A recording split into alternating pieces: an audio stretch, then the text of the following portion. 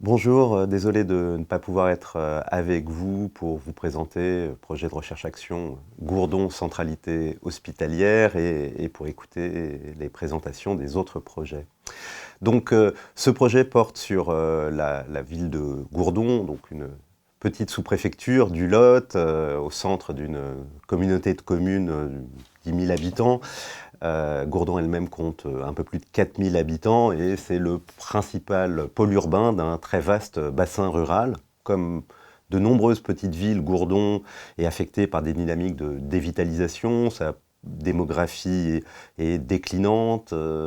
la population vieillit, son centre-ville est affecté par une vacance croissante, qu'il s'agisse de la vacance de logement ou de locaux commerciaux. Et alors même qu'elle bénéficie d'une position géographique assez favorable, hein. Il y a un arrêt à Gourdon sur la ligne Paris-Toulouse, il y a l'autoroute A20 qui est pas loin,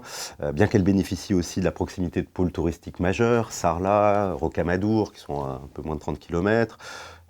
qu'elle bénéficie aussi d'atouts patrimoniaux et environnementaux majeurs, Gourdon n'a pas connu à ce jour une dynamique de touristification comparable à nombre de petites villes du Lot, hein, une touristification qui apporte bien sûr des bénéfices, mais qui porte aussi toute une série de risques associés. La ville bénéficie paradoxalement de son relatif isolement. Les plus grandes agglomérations, qu'il s'agisse de Toulouse, de Limoges, qui sont à 160 km, ou les villes moyennes dont elle est le plus proche, Brive à 65 km, Cahors à 45,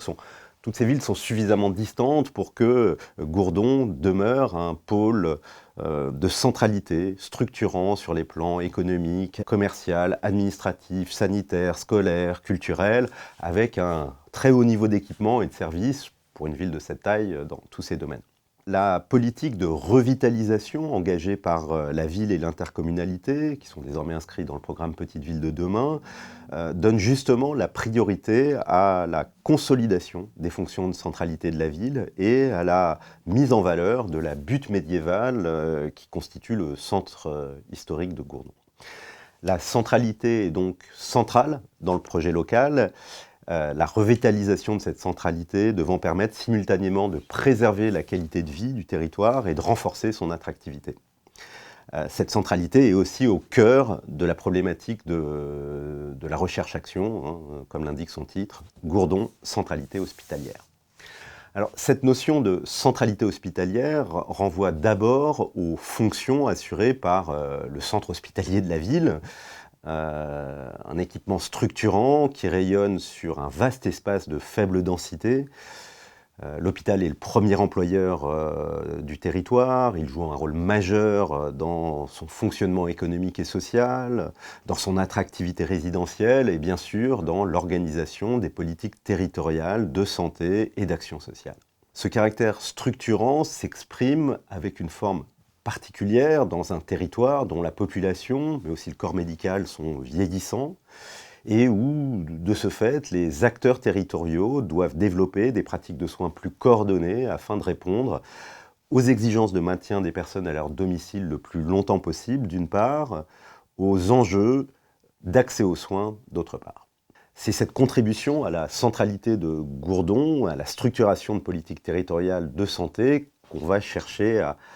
analyser dans cette recherche. Mais il y a un deuxième volet dans cette recherche, qui est une deuxième dimension dans cette notion de centralité hospitalière,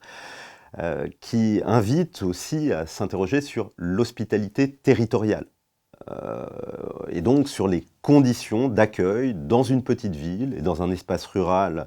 de populations venues de l'extérieur, dont l'ancrage local est déterminant pour assurer sa revitalisation.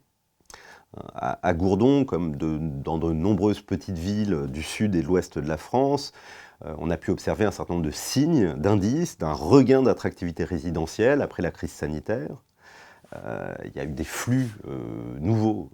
d'arrivants, des flux qui demeurent modestes quantitativement, mais qui peuvent avoir évidemment des effets importants à l'échelle d'une petite ville et de son territoire. Question qui se pose, hein, c'est bien sûr celle de leur portée, celle de leur pérennité, qui dépendent largement de la capacité de la société locale à intégrer les nouveaux arrivants. et réciproquement de celle des nouveaux arrivants à s'adapter pour faire leur place dans les communautés territoriales qui les accueillent. Il y a donc deux volets dans la recherche. Le premier qui porte sur l'action publique, en l'occurrence sur les politiques territoriales de santé, et le second, plus sociologique, qui porte sur l'attractivité et l'intégration locale des nouveaux arrivants,